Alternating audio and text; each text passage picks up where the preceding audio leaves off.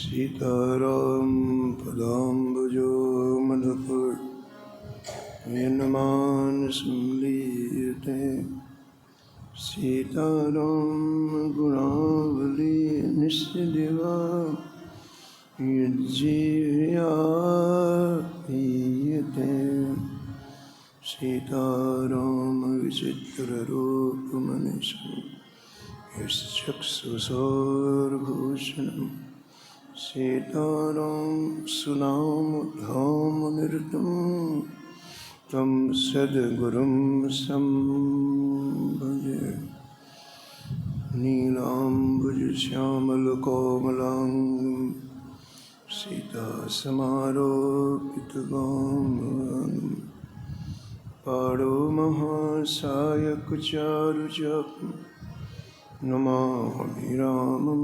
रघुवंशनाथं यत्र यत्र रघुनाथकीर्तनं तत्र तत्र कृतमस्तकाञ्जलिं बाष्पवारि परिपूर्णलोचनं मारुतिं नमत राक्षसान् वाञ्छाकल्पतरुभ्यश्च कृपासिन्धुभ्यैव च पतितानां पावनेभ्यो श्रीवैष्णवेभ्यो नमो नमः। भक्ति भगवन्त गुरु चतुर्नाम वपुवे इनके पद वंदन किए नासत विघ्न हरिजो आय विराजिए कथा सुनो इतिहास तुम श्रोता या माल के तुम पद रज मम आल तुम पीछे जो और हैं श्रोता हैं रस खान इनके सकल मनोरथ पूरे बहु श्री भगवान।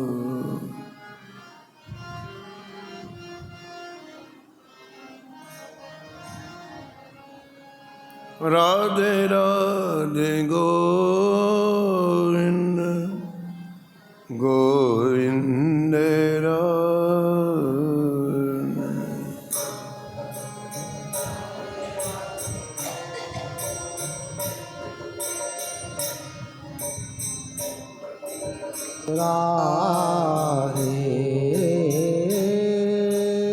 राधे राधे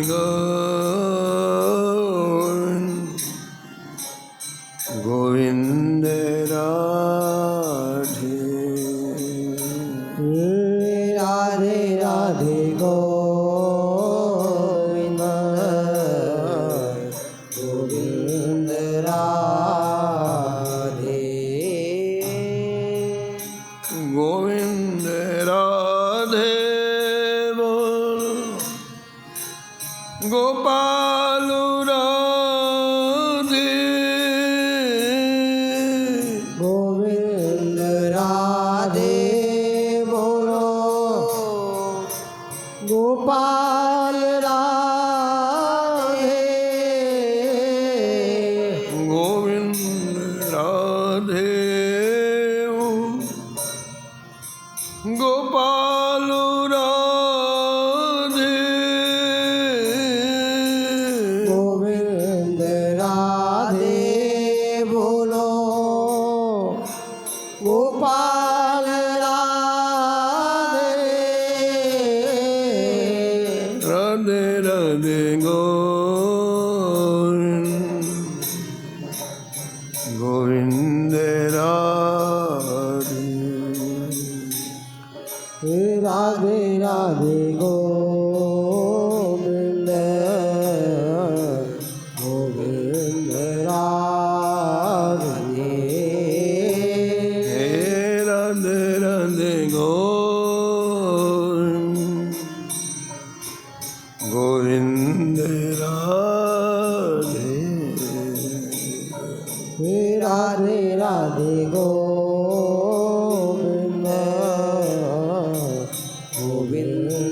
राधे गोविंद राधे गोपाल राधे गोविंद राधे बोलो गोपाल राधे राधे राधे गोविंद राधे राधे राधे गोविंद गोविंद राधे हे राधे राधे गोविंद राधे राधे राधे गोविंद गोविंद राधे राधे राधे गोविंद गोविंद राधे राधे राधे गोविंद गोविंद राधे श्री जानकी उल्लाल की श्री मंगल मूर्ति हनुमान जी महाराज की सपरिकर श्री भक्तमाल जी की सब संत भगवान की श्री स्वामी अप्रदास जी महाराज की श्री नावाजी महाराज की श्री प्रियादास जी महाराज की श्री वृंदावन धाम की श्री बांके बिहारी लाल की श्री राधा वल्लभ लाल की श्री गिरिराज जी महाराज की श्री यमुने महारानी की श्री राम नाम महाराज की श्री महाराज जी जय जय श्री राधे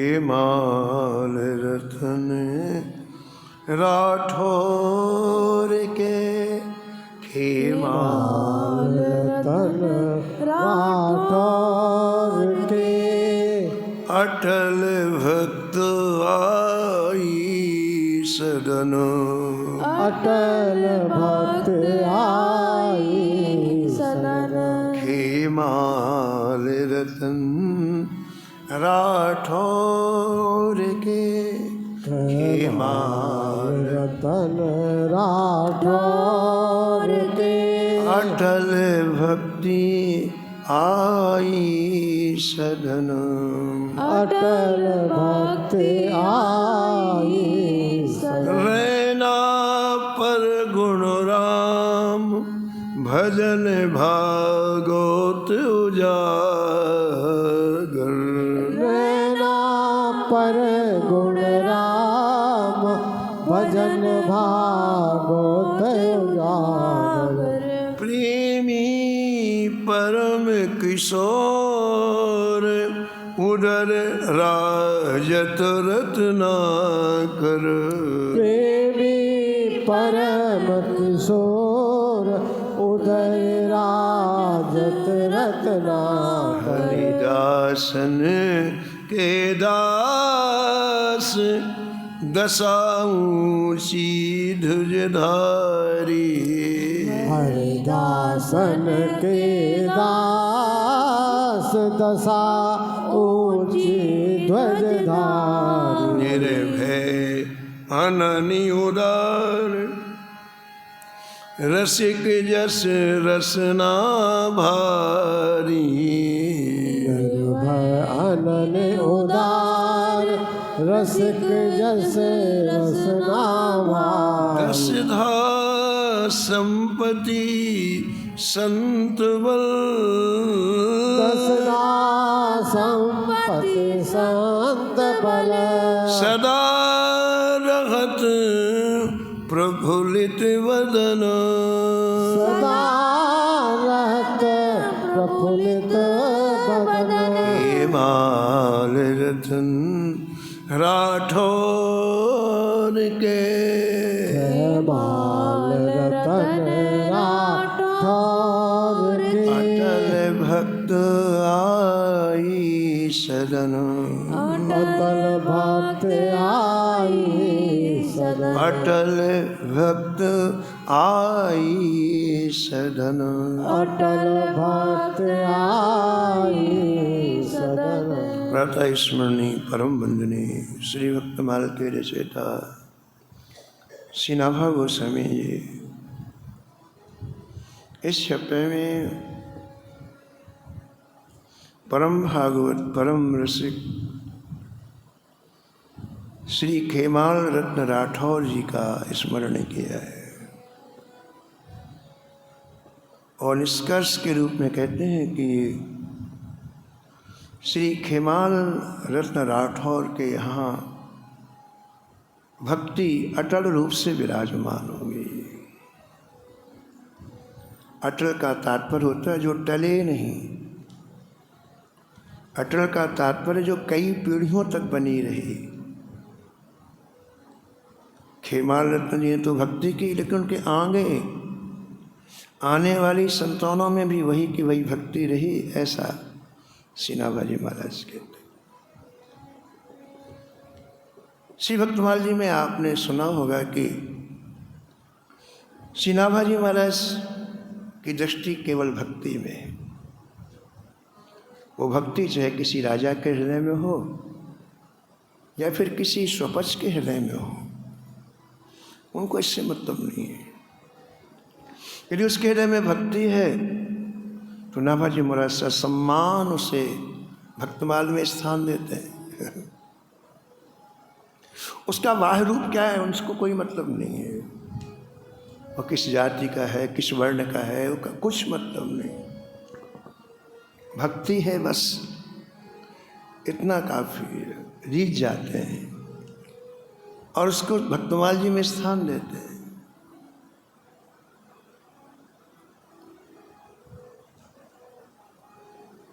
तुलसी भगत स्वपच भलो, तुलसी भगत स्वपच भलो, भजे रैन दिन राम, भजे दिन राम। गोस्वामी जी कहते हैं वो भले स्वपच जात में है लेकिन वो श्रेष्ठ है, क्योंकि 24 घंटे भक्ति से जुड़ा हुआ है। उसे भगवान का नाम बहुत प्रिय लगता है। कब रात्रि चली जाती है कब दिन उसे नहीं पता चलता है। कोई प्रिय वस्तु हमें मिल जाती है तो फिर समय का पता नहीं चलता है। कोई प्रिय व्यक्ति हमें मिल जाता है तो समय का पता नहीं चलता है। ऐसे जैसे भगवान का नाम प्रिय लगने लगता है, भगवान का धाम प्रिय लगने लगता है, उसे नहीं पता चलता कि समय कितना निकल गया। वो स्वपच श्रेष्ठ है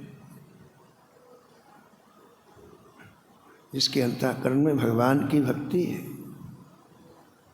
तुलसी भगत स्वपच भलो,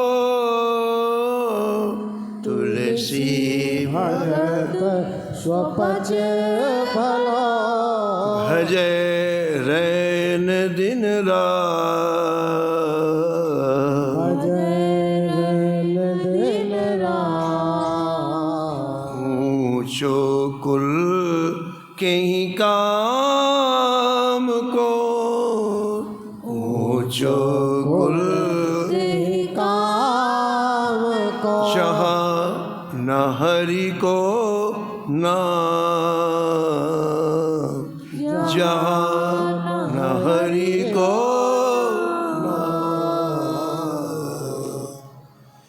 स्वामी जी कहते हैं बहुत ऊंचे वर्ण में कोई उत्पन्न हो गया, कोई बहुत सभ्य समाज में पैदा हो गया, लेकिन भक्ति नहीं है, भगवान का नाम नहीं है, तो किसी काम का नहीं हो। वो जीवित नरक रूप है, वो साक्षात नरक ही है। जिसके हृदय में भक्ति नहीं है वो साक्षात नरक, ऐसा गोस्वामी जी कहते हैं।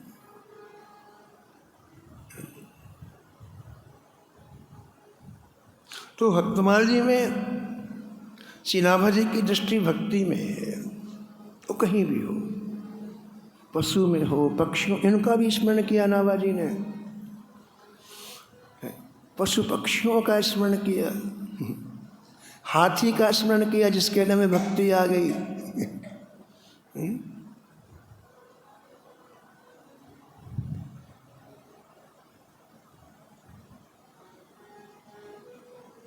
रसिक मुरार उदार अति, रसिक मुरार उदार मत गजही उपदेश दियो, मद गजहि उपदेश दियो। हाथी का स्मरण किया।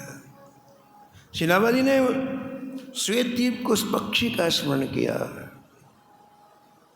जो श्वेत द्वीप में एक सरोवर में रहता था। सरोवर के मध्य में खड़े होकर के निरंतर भगवान का ध्यान करता है। और भक्तमाल जी में लिखा है कि वो प्यासा रहता और भूखा रहता है, न खाता न पीता, बस भगवान के ध्यान में लगा रहता है। उसके मुख में भगवान का नाम चलता, हृदय में ध्यान करता है। पानी के बीच में प्यासा क्यों रहता? उसके मन में ये बात आई कि जितनी देर में पानी पीऊँगा ना मैं उतनी देर मेरा नाम बंद हो जाए, जितनी देर में भोजन करूँगा तो मेरा नाम बंद हो जाएगा। राजस्थान में एक भक्त हुए, बहुत बड़े नाम जापक हुए, तो उनकी माँ उनको रोटी देती बना के। एक दिन बोले, माँ मुझे रोटी मत दिया कर, मैं जो रोटी जितनी देर चबाता हूँ उतना मेरा नाम बंद हो जाता है। मुझे तू राबड़ी बना के दे, मट्ठे में बनती राबड़ी, और जल्दी पी आया करूँगा तो समय बचेगा मेरा। रोटी चबाता हूँ तो उतना समय नाम का चला जाता है, और मैं उसको उठा के पी लिया करूँगा तो मेरा समय बचेगा नाम।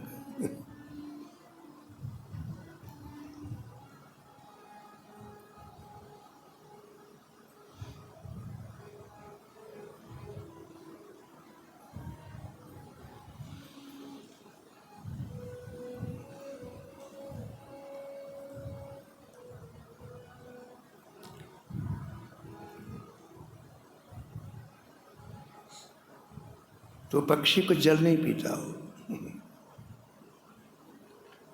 नारद जी के साथ भगवान श्वेतद्वीप आए,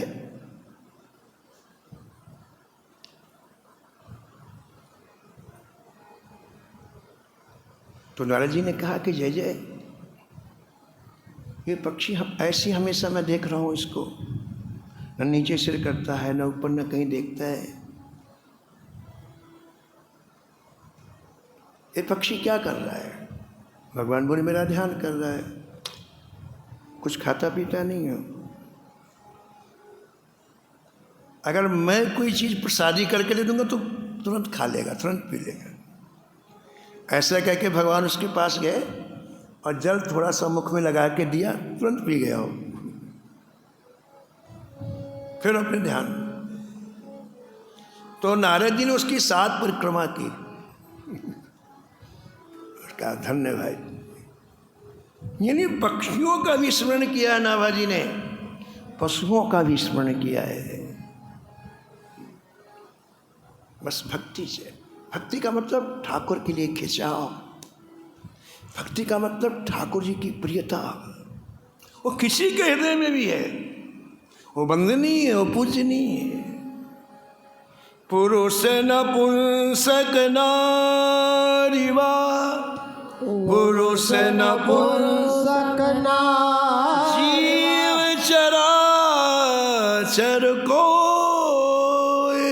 जीव चराचर को सर्वभाव भज कपट तजी, सर्वभाव भय कपट तज, मोह परम प्रिय सोय, मोह परम प्रिय सो, मोह परम प्रिय सो, मोह परम प्रिय सो। तो हेमलदत्त राठौर का स्मरण श्री नाभा जी ने किया। यद्यपि ये एक स्टेट के राजा थे, लेकिन क्योंकि भक्ति इनके हृदय में आ गई है, इसलिए नाभा जी की दृष्टि में इनसे श्रेष्ठ कोई नहीं। आपको आश्चर्य होगा, आधे से अधिक भक्त जो गृह जीवन में रहे उनका स्मरण किया नाभा जी ने। क्यों किया है? नाभा जी का एक ही लक्ष्य है, हृदय में भगवान की भक्ति हो। सब कुछ हमने छोड़ दिया, लेकिन भगवान की भक्ति नहीं आई तो किसी काम का नहीं है। वो वन में रहे, चाहे गुफा में रहे, चाहे जंगल में, कोई मतलब नहीं है। संत उसे अच्छा नहीं मानते, संत उसी को अच्छा मानते हो, कहीं रहे, किसी योनि में रहे, लेकिन उसके हृदय में हमारे खिली हुई भक्ति हो। जैसे पुष्प खिला रहता है तो कितना अच्छा लगता है, उसमें कितना आकर्षण रहता है, उसमें कितनी सुगंधी रहती। ऐसे जिसके हृदय कमल में भक्ति रहती ना, उसका एक दिव्य आकर्षण होता है, उसमें एक दिव्य उत्साह उल्लास होता है। संसार के जड़ पदार्थों का चिंतन करते करते हमारा हृदय कमल बुझ गया, बिल्कुल बंद हो गया, सिकुड़ हो गया। सबके हृदय में हृदय कमल है, लेकिन संसारी चीज़ों का जितना आप ध्यान करेंगे उतना शोक में डूब जाएंगे। जितनी आप चिंता करेंगे उतना जीवन आपका व्यर्थ चला जाएगा। चिंता को सर्पणी कहा है, सर्पणी। सर्पणी क्यों कहा, सांप क्यों नहीं कहा? आपको पता है कि नहीं, सर्पणी जब बच्चे जन्मती है तो तुरंत उनको खा लेती। और तो कोई एक आध बच जाता तो बच नहीं, तो उसने बच्चा जना और खाना चालू कर देती है। पता है क्यों खाती है? उसके मन में होता है कि बाहर कहीं रहेगा तो कहीं उसको नुकसान ना हो, पेट में रख लूँगा। बच्चों को खा जाते, मर जाए। यानी सर्पणी इतनी क्रूर होती है, अपने बच्चों को खा जाती है। ऐसे चिंता हमारे अंदर से उत्पन्न होती है और हम ही को खा जाती है। सर्पणी के पेट से बच्चे उत्पन्न होते हैं, उसी को खा जाती हो। ऐसे चिंता हमारे अंदर से उत्पन्न होती है और हम ही। चिंता सांपिनी को नहीं खाया, चिंता सांपिनी को नहीं खाया, चिंता सांपिनी को नहीं खाया, चिंता सांपिनी को नहीं खाया। जो जग जाहिना को जग जाहिना व्यापी माया, को जग जाहिना व्यापी। कृष्ण की आगो समय संसार में कौन है ऐसा जिसे चिंता रूपी सांपिन खा नहीं गई? हर व्यक्ति को चिंता, हर व्यक्ति को चिंता, ये हमारे हृदय कमल को सुखा देती है। हम जब ठाकुर जी के होते हैं तो ठाकुर जी सबसे पहले हमें चिंता मुक्त कर देते। सबसे पहला काम ठाकुर जी का है। सारी चिंताओं को ठाकुर जी अपने ऊपर ले लो। आज के बाद कोई चिंता नहीं, गीता का अंतिम श्लोक है मां शुच। और मेरे पास आके चिंता नहीं करना। भगवान श्री कृष्ण की वाणी है मां शुच। तुम मेरे पास आ गए, अब चिंता बिल्कुल नहीं करना। तो भगवान का जब हम चिंतन करते हैं ना, तो जो हमारा हृदय कमल सिकुड़ गया है वो खिल जाता है। और हृदय कमल खिला कि आपके चेहरे में आह्लाद आया, आपके चेहरे में उल्लास आया। जब तक हृदय कमल नहीं खिलता ना, तब तक उल्लास नहीं आता है। हम ये निवेदन कर रहे थे कि नाभा जी की दृष्टि भक्ति में है। क्यों कोई भी हो, भक्ति है तो भक्तमाल में स्थान है, और नहीं तो स्थान नहीं। योगी यति तपीतासो मेरो कछु काज नहीं। योगी यति तपीतासो मेरो कुछ काज नहीं। भक्त पर तीत प्रीत मेरी मत हरि है।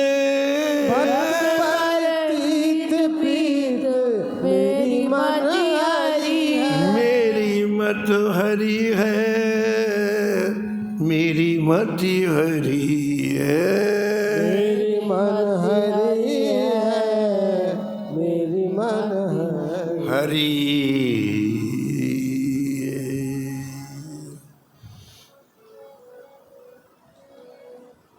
तो खेमाल रत्न राठौर जी एक स्टेट के राजा थे, लेकिन इनके यहाँ भक्ति अचल निवास की। इनके पुत्र का नाम श्री रामरयन जी। वो रामचंद्र जी के महान भक्त हुए। रामरयन जी के पुत्र श्री किशोर सिंह जी, उन्होंने पूरे जीवन भगवत प्रेमियों से लाड़ लड़ाया।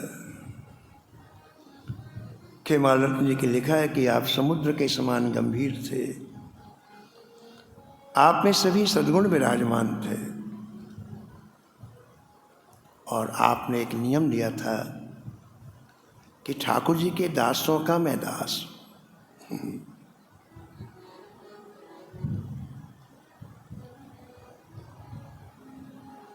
अहम हरे तब पादैक मूलो।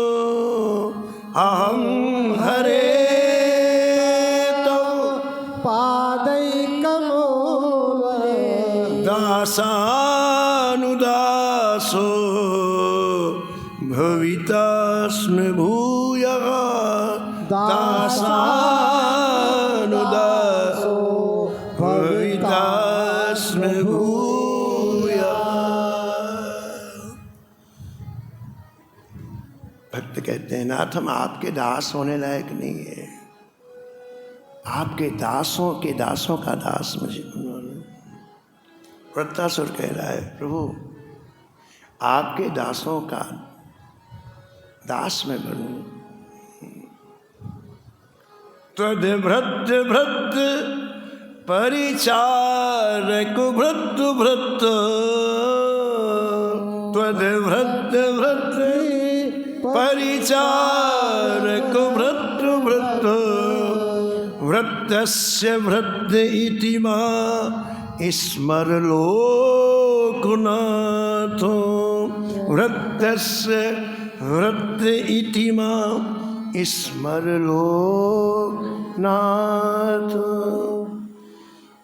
हे मधुकैटभ दैत्य के शत्रु, हे समस्त लोकों के स्वामी, मेरे जन्म लेने का चरम फल यही है कि मेरे ऊपर आपका अनुग्रह हो। एकमात्र मेरी प्रार्थना यही है कि मुझे अपने दासों का दास समझें।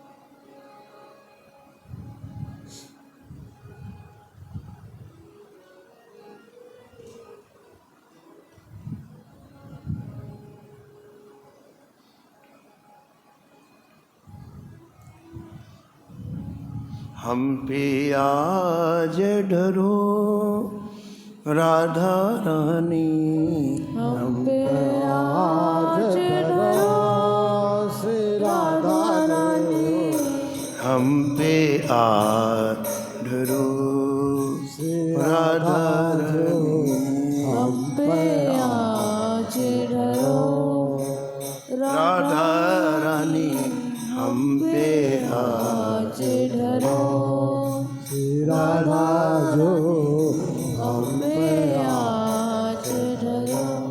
संत कह रहे हैं कि हे किशोरी जी, हम आपके चरणों के सेवक बनने लायक नहीं हैं। आपके चाकर की सेवा हमें प्रदान करो। आपकी सेवा के हम लायक नहीं हैं। खेमाल राठौर जी ने जीवन में एक लक्ष्य बनाया, मैं ठाकुर जी के दासों का दास हूँ। जीवन में जितनी विनम्रता होगी, जीवन में जितनी दैन्यता होगी, उतना प्रेम आपके हृदय में उछलेगा। जीवन में जितना अहंकार होगा, उतनी कठोरता आपके जीवन में आएगी। हमारे भक्ति के क्षेत्र में, हमारे इस अध्यात्म क्षेत्र में दैन्यता की मांग। आप संतों को देखो कितने दीन बन के रहते हैं। उसका कारण ये है, उन्हें शाश्वत चीज़ चाहिए, उन्हें मूल चीज़ चाहिए। और शाश्वत चीज़ भगवान का प्रेम है। और प्रेम जब तक अहंकार गलित नहीं होता है, तब तक प्रेम का अंकुरण नहीं होता है। यह दरबार दीन को आदर, यह दरबार दीन को आदर, यह दरबार दीन को आदर, यह दरबार दीन को आदर, रीत सदा चल आई, रीत सदा चल आई, दीन दयाल दीन तुलसी की, दीन दयाल दीन तुलसी जल, काहू न सुरति कराई, काहू सुरत कराई, जय जय दीन दयाल दीन तुलसी की, दीन दयाल दीन तुलसी की, काहू न सुरति कराई। हाजी काहू न सुरत कराई।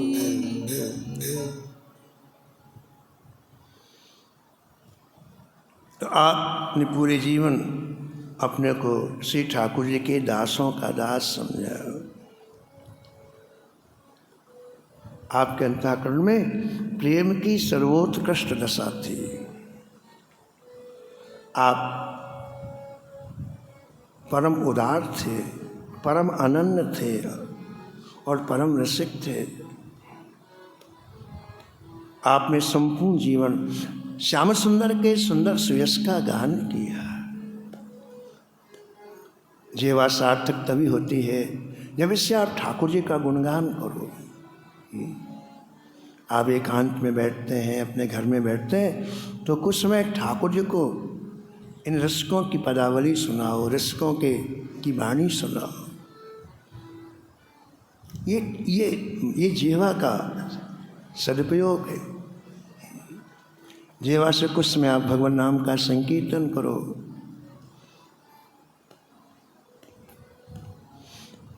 आपने पूरे जीवन अपनी जीवा से भगवान के सुयश का गान किया।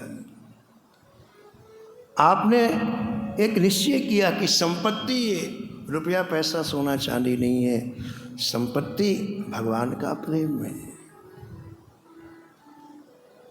बस लक्ष्य अंदर से निश्चय हो जाना, तो फिर बाहर चीज रही आए कभी उसमें आसक्ति नहीं होगी। सारा खेल अंदर का है। अंदर यदि आपका क्लैरिफिकेशन नहीं हुआ, अंतःकरण यदि आप सही निर्णय नहीं कर पाए तो फिर फंस जाएंगे, कहीं फंस जाएंगे आप। सत्संग का मतलब है अंतर हृदय को सजाना। जो फालतू चीज़ें हैं उनसे महत्व बुद्धि हट जाए। तो आपने अंतर हृदय में ये बात बैठा रखी थी कि भगवान का प्रेम ही परम संपत्ति है।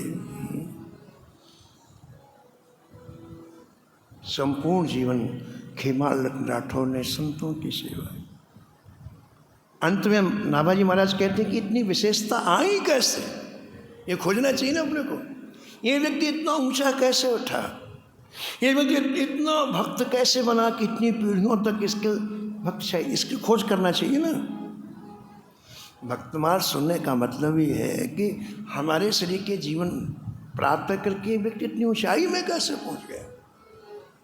जिनका यश गाया जा रहा है, जिनकी कथा भगवान सुन रहे हैं, इनमें क्या था ये पकड़ना चाहिए। तो अंत में नाभाजी महाराज लिखते हैं कि आप में संतों का बल था। पूरे जीवन आपने संतों की सेवा किया। दशधा संपत्ति संत बलो, दशधा संपत्ति संत बल, सदा रहत प्रफुल्लित वदनो, सदा रहत प्रफुल्लित वदन। हमेशा प्रसन्न चित्त रहते, हर पल हर क्षण प्रसन्न मुख रहते। देखो भैया, यदि संसार की किसी वस्तु से हमको प्रसन्नता होगी, संसार के किसी व्यक्ति से हमको प्रसन्नता होगी, तो संसार में कोई चीज़ स्थिर रहने वाली नहीं है। सब काल के गाल में जाने वाले हैं।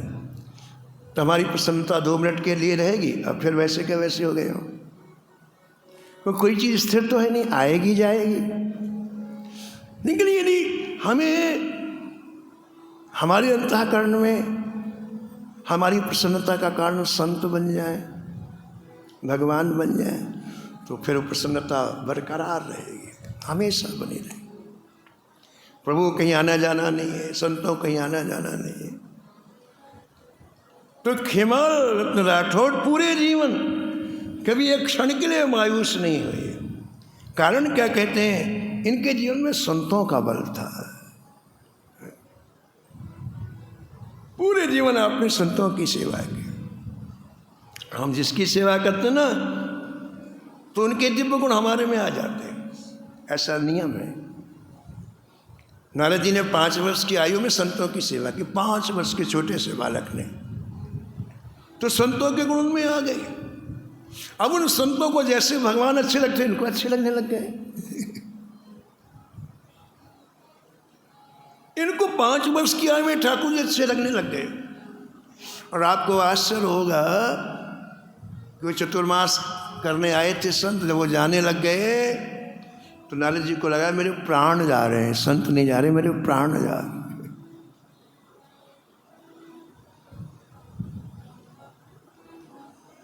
संतों के पीछे पीछे दौड़ लगा दी नारद जी, मैं भी चलूँगा, मैं भी चलूँगा। संतों ने बहुत समझाया कि देखो तुम्हारी माँ है, अकेली माँ है, उसके पास तुम्हें रहना चाहिए। लेकिन नारद जी के हृदय में भगवान की इतनी प्रियता थी, माँ की ममता नहीं थी। बड़ी मुश्किल से समझाने पर नारद जी लोग, तो हम जिसकी सेवा करते उसके दिव्य गुण हमारे में आ जाते हैं। खेमाल राठौर ने पूरे जीवन संतों की सेवा की, तो संतों का बल आप में आ गया, ऐसा नाभाजी महाराज कहते हैं। संतों का बल क्या है बताओ आप? राम नाम का बल। संतों का बल दुनिया के पदार्थ नहीं है, वो राम नाम के बल में जीते हैं।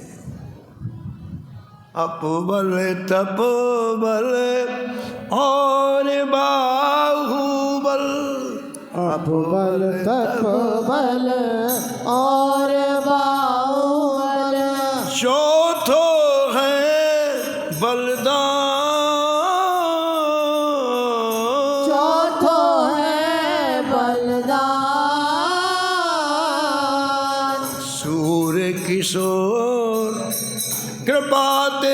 सब बल। सूर्य किशोर कृपाते सब बल। सूर्य किशोर कृपाते सब बल। सूर्य किशोर कृपाते सब बल। किसी को अपनों का बल है, किसी को तपस्या का बल है, किसी को अपनी बाहुओं का बल है, किसी को अपनी संपत्ति का बल है, लेकिन सूरदास जी कहते हैं कि हमें तो राम नाम का बल है। सूर्य किशोर कृपाते सब बल। सूर्य किशोर कृपाते सब बल। हरे को हरि नाम, हरे को हरि नाम। निर्बल के बलराम सुनीरी मैंने। निर्बल के बलराम सुनीरी मैंने। निर्बल के बलराम सुनीरी मैंने। निर्बल के बलराम। तो खिमालत राठौर में इतनी विशेषता कहाँ से आई, इस चीज़ को पकड़ना चाहिए। तो नामाजी महाराज कहते हैं कि इन्होंने महाराज पूरे जीवन संतों की सेवा की। इनका राजमहल संत निवास बन गया। आप देखेंगे कि प्रत्येक छप्पे में संतों की महिमा का गायन नाभाजी महाराज ने किया। इतनी चरित्र आप सुनेंगे। अच्छा, जयमल जी का चरित्र आपने सुना, या किसी का भी श्री मधुकर साहब जी का चरित्र आपने श्रवण किया। ये है क्या? जो भी चरित्र प्रारंभ किया जाता है उसमें संतों की महिमा जरूर आती है। क्या है ये? बात ये है कि ग्रंथकार संतों की महिमा हमारे हृदय में बैठाना चाहे। जब तक महिमा का बोध नहीं होगा तब तक अंदर से लगाव नहीं होता है। ये बाहर बाहर की बात नहीं है, अंदर से जुड़ना पड़ेगा। श्री ठाकुर जी अंदर की प्रीति पहचानते हैं, बाहर की नहीं। कल हमने कहा था ना कि जब आप ठाकुर जी के सामने खड़े होते हो तो ठाकुर जी पहले आपके हृदय को देखते हैं, आपके चेहरे को नहीं देखते, आपके कपड़ों को नहीं देखते, आप कहाँ से आए नहीं, कुछ सबसे पहले इसको देखते हैं, आपके हृदय को। मेरे लिए प्रियता है कि नहीं, कि केवल पिकनिक मनाने आया, घूमने आया है, मेरे लिए कुछ जगह है कि नहीं इसके हृदय में। और यदि प्रियता होगी तो ठाकुर जी नहीं चाहते हैं। ये नहीं, यहाँ ये जो दरबार है ना ये बिल्कुल क्लियर कट है, इसमें मिलावट नहीं है। स्वामी सर्वज्ञ से चले न चोरी चार की। स्वामी सर्वज्ञ से चले न चोरी चार की। प्रीत पहचान यह रीत दरबार की। प्रीत पहचान यह रीत दरबार। प्रीत पहचान यह रीत दरबार की। प्रीत पहचान यह रीत दरबार की।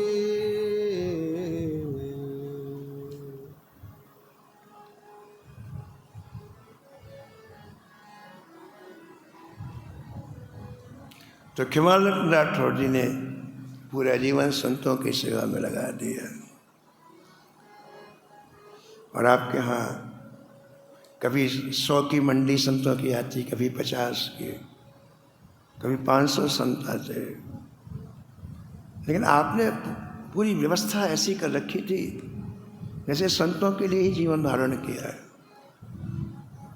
उनकी मन माफिक जो इच्छा हो वैसे ही उनकी व्यवस्था करते थे। संत भी मौजी होते हैं, कभी संत 15 दिन ठहर जाएं, कभी 1 महीने ठहर जाएं, और बड़ा सुंदर क्रम चलने लग गया। सुदामा कुटी में एक महापुरुष की पुण्यतिथि मनाई, तो उन्होंने हमको बुलाया। उनके परिवार के लोग आए थे, तो उन लोगों ने बताया कि महाराज हमारे पिताजी का नियम था, हमारे यहाँ रेलवे स्टेशन है, तो हमारे पिताजी का नियम था रेलवे स्टेशन के बाहर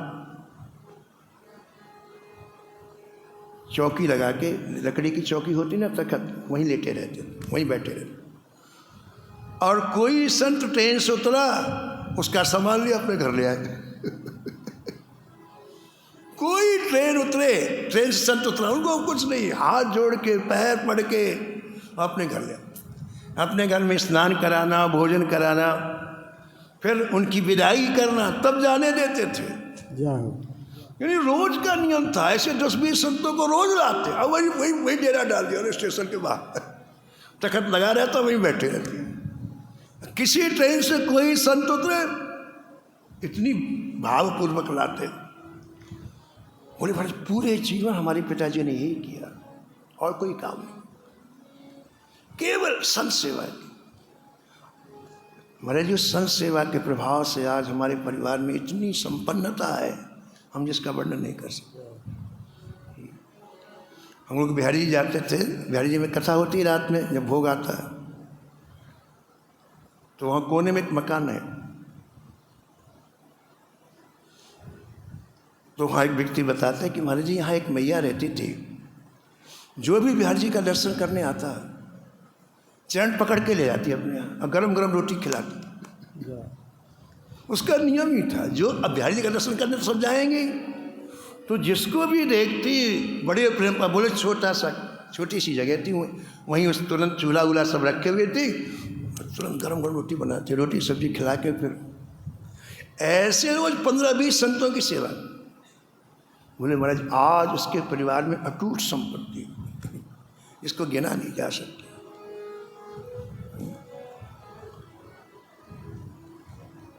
श्री खेमारत जी संत सेवा करते, बड़े भाव से करते।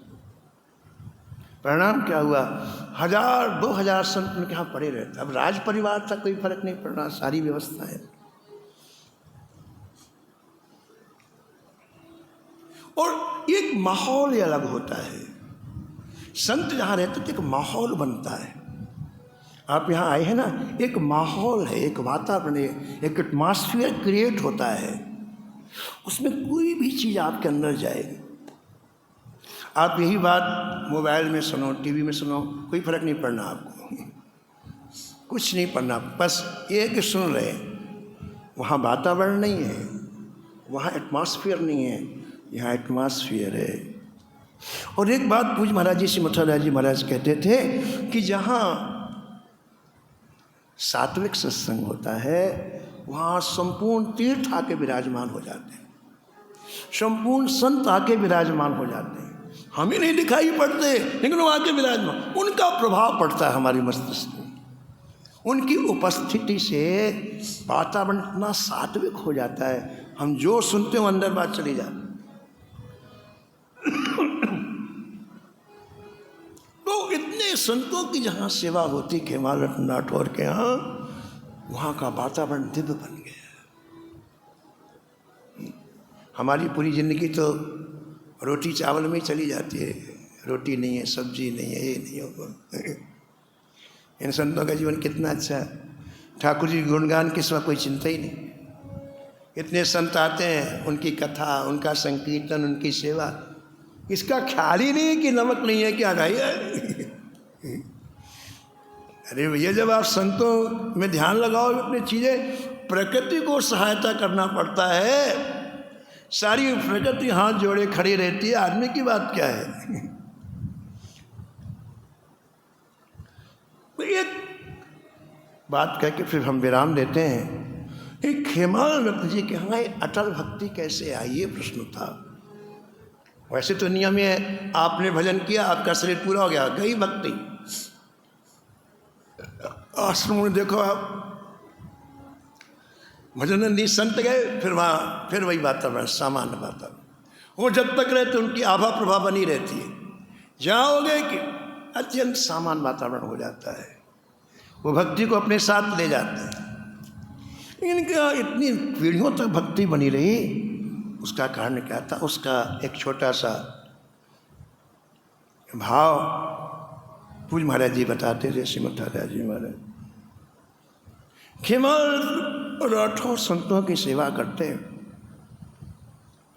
संत आते और चले जाते, सत्संग होता, हरिनाम संकीर्तन हो। उन्हीं संतों में एक संत आए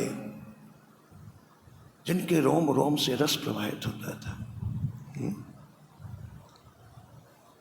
एक व्यक्ति ने कहा महात्मा से कि महाराज मुझे हंस का दर्शन करना है। हंस का? कैसे हंस का दर्शन हो? पक्षियों में सर्वश्रेष्ठ पक्षी हंस है। तो महात्मा ने कहा तुम रोज पक्षियों को दाना डाला करो, अपनी छत में डालकर जा करके दाना डाला करो। बोले महाराज मुझे पक्षियों का दर्शन नहीं करना, हंस का करना है। अरे बोले पूरी बात तो सुन, जब भी हंस आएंगे तो पक्षियों के साथ में ही आएंगे, अकेले नहीं आएंगे। पक्षियों को दाना डालेगा तो एक दिन हंस का भी दर्शन हो जाएगा। ऐसे ही हम संतों की सेवा करेंगे तो एक दिन डूबे हुए संत का दर्शन हो जाएगा, एक दिन भगवत साक्षात्कार प्राप्त संत का दर्शन हो। वो आएंगे इन्हीं के साथ, अकेले नहीं आएंगे। तो एक दिन खेमाल राठौर के आए डूबे हुए संत। खेमाल रत्न जी का नियम था कि संत जब विश्राम करने लग जाए तो चरण दबा दे। उन संत के जो चरण दबाने लग गए, तो संत भगवान ने कहा खेमाल ये जीवन बड़ा दुर्लभ है, प्रयास करो भगवान के चिंतन के सिवा और कोई चिंतन ना हो। बस दुर्लभ देह पाए हरि पद भज, दुर्लभ देह पाए हरि पद भज, कर्म बचन अरहियते, कर्म बचन अरहियते, कर्म बचन अरहियते, कर्म बचन अरहियते, कर्म वचन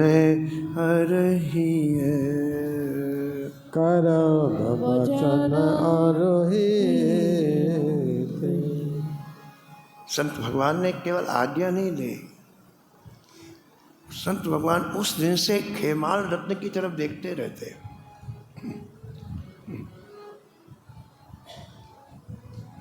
उनको उनका सत्संग बहुत अच्छा लगता है। एक महीने के बाद जो जाने लग गए तो चरण पकड़ ले, जय जय अभी मत जाओ।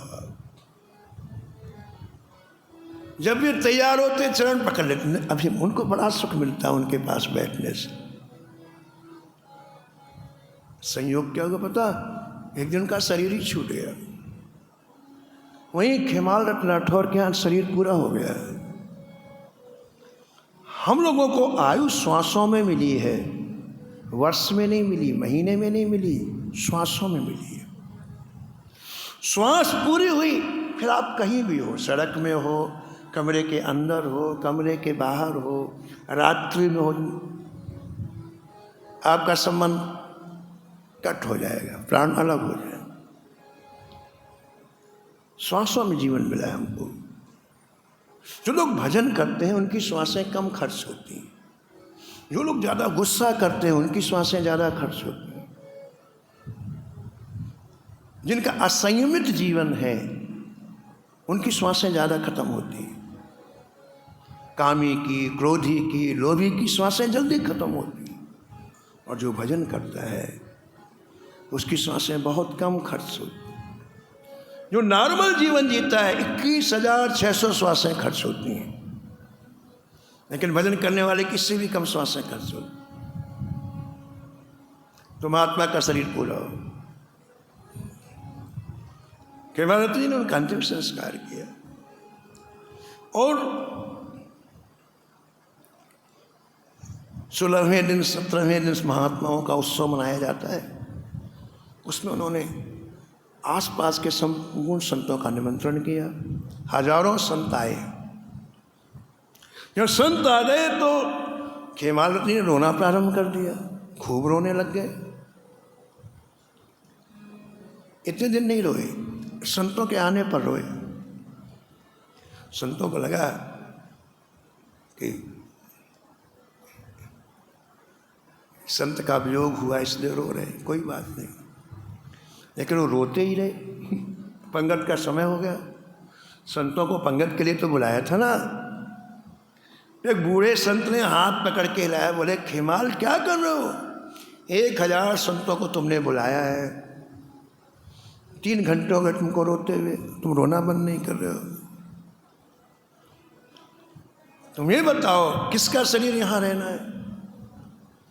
कोई प्राणी ऐसा है जिसका शरीर है? सबको जाना है, कोई आज जाएगा कोई कल जाएगा। इसलिए ठीक है, दुख लगता है, लेकिन आगे का काम भी तुमको देखना है। तो खेमाल जी ने तुरंत आंख से आंसू पोंछे और खड़े होकर सबको हाथ जोड़ा, कहा मेरे कारण आपको विलंब हुआ, मैं क्षमा मांगता हूँ, लेकिन मैं रोने का कारण बता दूँ आपको। मैं इसलिए नहीं रो रहा हूँ कि संत का शरीर चला गया, मैं इसलिए रो रहा हूँ कि ये संत भगवान मेरे पास 1 वर्ष रहे और 1 वर्ष तक मेरे मन को संभाला। 1 मिनट के लिए मेरा मन यदि भगवान को छोड़ के संसार का चिंतन करने लग जाए तो तुरंत बोले खेमाल मन को ठाकुर जी में लगाओ। 1 वर्ष में 1 क्षण के लिए मेरा मन और किसी का चिंतन नहीं किया, मेरे मन की पहरेदारी करते थे। अब मेरे मन को कौन संभालेगा? इस संत भगवान चले गए, अब मेरे मन को कौन संभालेगा? शरीर को संभालने वाले तो कई मिल जाएंगे, आपके पास संपत्ति हो, धन हो तो 10 लोग तैयार हो जाएंगे, लेकिन मन को तो केवल संत संभालते, क्योंकि वहां तक प्रवेश किसी का है ही नहीं। दुनिया का प्रवेश बाहर दीवारें देखेगा, कपड़े देखेगा, मकान देखेगा, दुकान देखेगा, उसका प्रवेश मन तक नहीं है। संतों का प्रवेश मन तक है। खेमाल बोले मैं इसलिए रो रहा हूँ, मेरे मन को कौन संभालेगा? खेमाल राठौर की बात सुन करके संत बड़े खुश हुए। सभी हजारों संत खड़े हो गए, हाथ में फूल लिए, खेमाल के ऊपर पुष्पवृष्टि करते बोले खेमाल हम आशीर्वाद देते हैं कि तुम्हारी पीढ़ी दर पीढ़ी भक्ति निवास करेगी। संतों ने कहा हम आशीर्वाद देते हैं कि पीढ़ी दर पीढ़ी तुम्हारे यहाँ भक्ति निवास करेगी। ये संतों के आशीर्वाद का फल है, तो किसी पुरुषार्थ का फल नहीं है। ये खेमाल रत्न के यहाँ महाराज अटल भक्ति विराजमान हो। खेमाल रतन राठौर के, खेमाल रतन राठौर, अटल भक्त आई सदन, अटल भक्त आई, अटल भक्त आई सदन, अटल भक्त आई सदन। बोला भक्त वत्सल भगवान की। आज गंगा दशहरा है, गंगा जी का प्रागट्य दिवस है, लेकिन समय बहुत कम है, तो हम लोग इकट्ठा तो हो सकता है शाम को कर लेंगे वहाँ राम जीवाई में, राम राधा कृपा में, लेकिन गंगा जी के स्मरण के लिए विनय पत्रिका की 2-4 पंक्तियाँ गा करके गंगा जी को प्रणाम कर लेते हैं।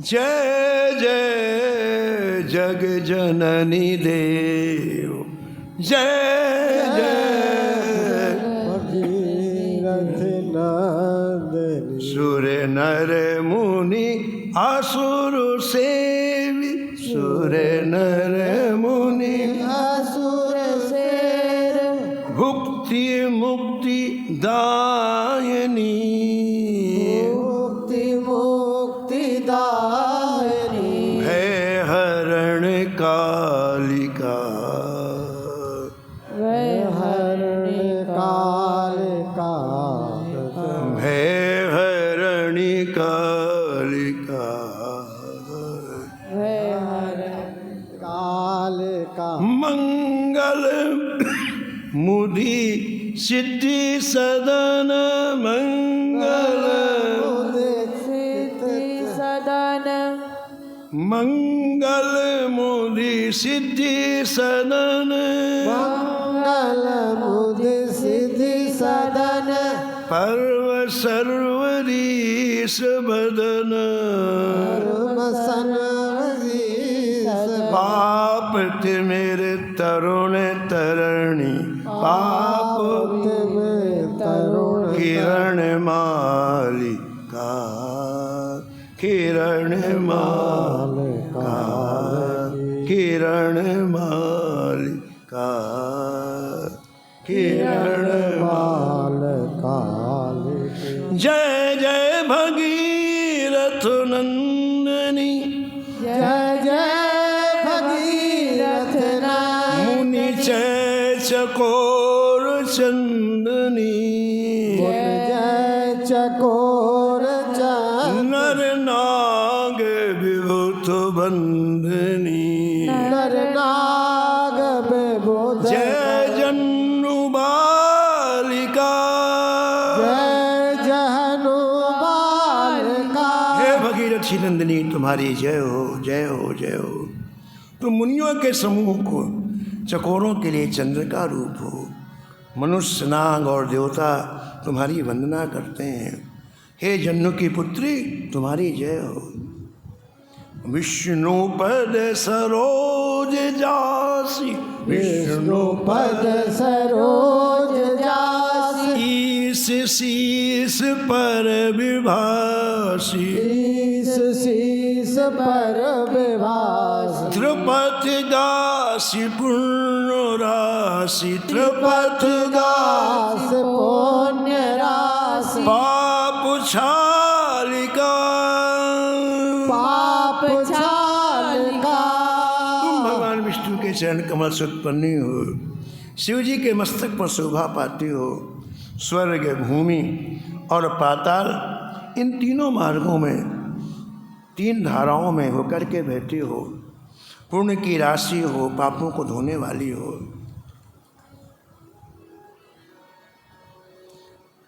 विमल विपुल बासिवार विमल विपुल बहसिबार शीतल तापहार शीतल तापहार भंवर बर विभंग तर भंवर बर विभंग तर तरंग मालिका तरंग मालिका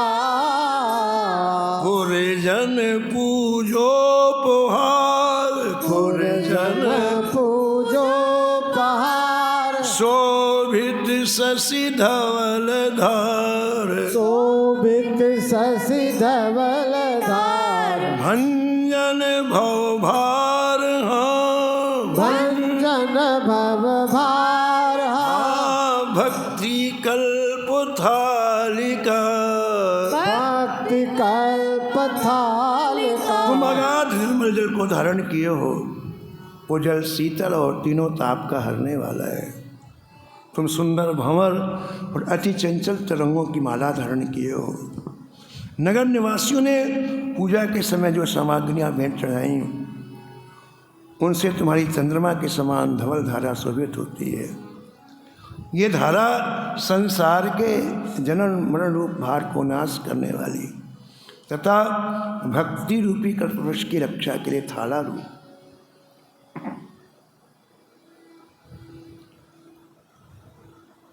पूज महाराज जी सुनाते थे कि एक महात्मा जंगल में भजन कर ले। रात्रि में 12 बजे महाराज बैंड बाजे बजने लग गए। महात्मा ने सोचा यहाँ तो कभी बैंड बाजे बजे नहीं। आँख खोली तो लोग नाच रहे थे। एक को बुलाया कि भैया क्यों नाच रहे हो? बोले महाराज जी हम प्रेत हैं, ये पहाड़ के नीचे जो गांव है उसके प्रधान का लड़का कल मरेगा, वो प्रेत बनेगा, तो हमारे प्रेतों के राजा की लड़की के साथ उसकी शादी होगी, एडवांस में नाच रहे, कल होगी तो एक दिन पहले नाच रहे। फिर भजन में लग गए। दूसरी रात्रि में क्या हुआ कि सब रो रहे थे। महात्मा ने कहा भाई क्या हुआ? बोले काम गड़बड़ हो गया। क्या हुआ? उनके परिवार का एक व्यक्ति गया था गंगा जी, गंगा में स्नान करके उस अपने जो उसकी ओढ़ने वाली चद्दर थी उसको भी गंगा जी के पानी में धो लिया। वो उसी दिन वापस आ गया जब उसकी मृत्यु होने वाली थी। और उसने क्या किया, मरते हुए उस प्रधान के बेटे को वो चद्दर उड़ा दी। चद्दर उड़ाते वो स्वर्ग चला गया। हमारा कैंसिल हो गया था, नो प्रेत ही नहीं बना। गंगा जी के जल में धोई हुई चद्दर उड़ाने से वो सीधा स्वर्ग चला गया। हमारा प्रोग्राम कैंसिल हो गया। बोलो गंगे महारानी की जय हो। नमो नमो श्री भक्त सुमाल। नमो नमो श्री भक्त सुमाल। जाके सुनत महात्म नासत, जाके सुनत मातम नासत, और झलकत राधा नंदुला। उलझल कतरा नंदला। गद गद स्वर पुलकित अंग अंगन, गद गद स्वर पुलकित लोचन बरसत आंसू अनुजाल। लोचन बरसत असुवन जा, उतर जात अभिमान व्याल विष, उतर जात अभिमान जाल विष। लेत जीवाय सुरसित काल। लेत निवाय सुरस ते प्यार। होत प्रीत हरि भक्त जनन सो, होत प्रीत हरि भक्त जनन जय जय लेत शीघ्र हटि चरण प्रचार।